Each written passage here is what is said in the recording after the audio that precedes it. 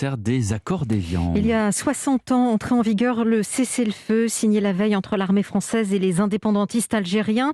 Une cérémonie s'est tenue à l'Élysée à la mi-journée, cérémonie sobre, devant 200 invités, durant laquelle Emmanuel Macron a de nouveau plaidé pour un apaisement des mémoires. Jacques Serret. Oui, et face au chef de l'État dans la salle des fêtes de l'Élysée, des témoins de toutes les mémoires liées à la guerre d'Algérie, appelés du contingent, harkis, rapatriés et combattants indépendantistes. 60 ans après cette victoire pour certains, cette défaite pour d'autres. Tous réunis en ce 19 mars alors que cette date est loin de faire l'unanimité.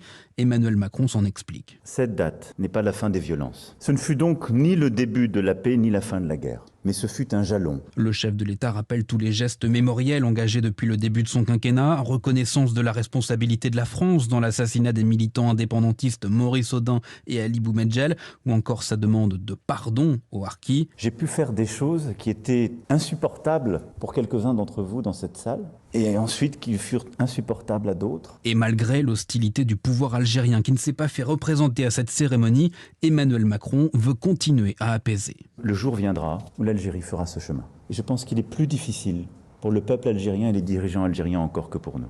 J'assume cette main tendue et je pense qu'elle sera suivie. À réconcilier les mémoires, nous y arriverons, promet-il, se projetant déjà dans un second quinquennat. Jacques Serret du service politique.